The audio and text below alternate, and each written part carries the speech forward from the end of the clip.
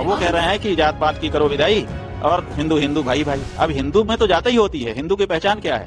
जैसे ही कहेगा कि आप कौन हो, आप कहेंगे हिंदू। अच्छा, कौन बिरादर हो, ब्राह्मण हो कि क्षत्रिय हो? यहीं से तो अपनी बातचीत शुरू होती है। नमस्कार, आज की सबसे बड़ी खबर। बागेश्वर धाम के पीठाधीश्वर धीरेन्द्र शास्त्री इन दिनों सनातन हिंदू एकता रैली निकाल रहे हैं। धीरेन्द्र शास्त्री की पद यात्रा इन दिनों उत्तर प्रदेश के झांसी में है। धीरेन्द्र शास्त्री द्वारा निकाली हिंदू एकता रैली पर शंकराचार्य अभिमुक्तेश्वरानंद सरस्वती ने नाराजगी जताई है। धीरेन्द्र शास्त्री की सनातन यात्रा पर बोलते हुए अभिमुक्तेश्वरानंद सरस्वती ने कहा कि सनातन यात्रा में वो नारा लगा रहे हैं, जात पात की करो विदाई, हिंदू हिंदू भाई भाई। राजनीतिक शक्ति के एजेंट के रूप में धीरेन्द्र शास्त्री काम कर रहे हैं। ये जो सनातनी कहकर आए हैं, राजनीति का एजेंडा जनता के बीच में ले जाने के लिए उतारे गए हैं। ये राजनीतिक खेल है और इसका सनातन धर्म से कोई लेना देना नहीं है।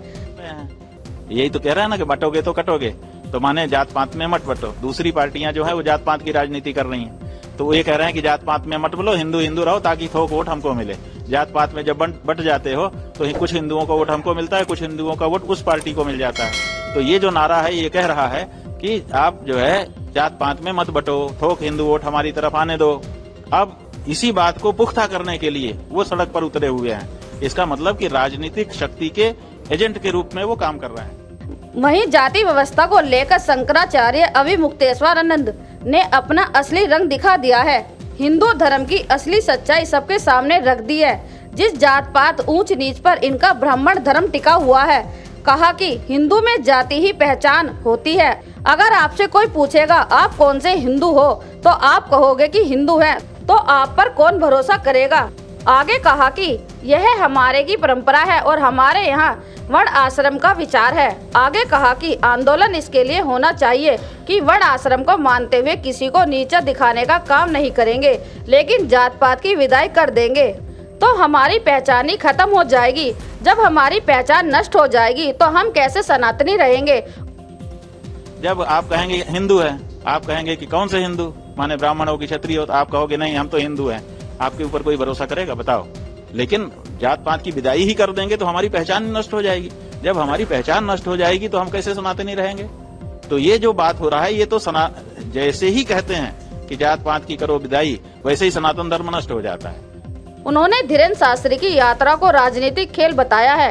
अब सोचिए, धर्म के दो ठेकेदारों के एक ही मसले पर दो अलग अलग बयान हैं। अंधभक्त किसको मानेंगे कि वो धर्म शास्त्रों का, वेदों का ज्यादा जानकार है।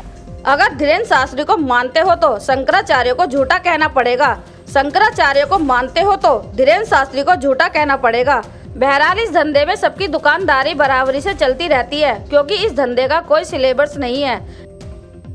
इनका मकसद हिंदू एकता के नाम पर एक जाति विशेष का वर्चस्व पुनर्स्थापित करने हेतु एक पार्टी के वोट बैंक में इजाफा करना मात्र है।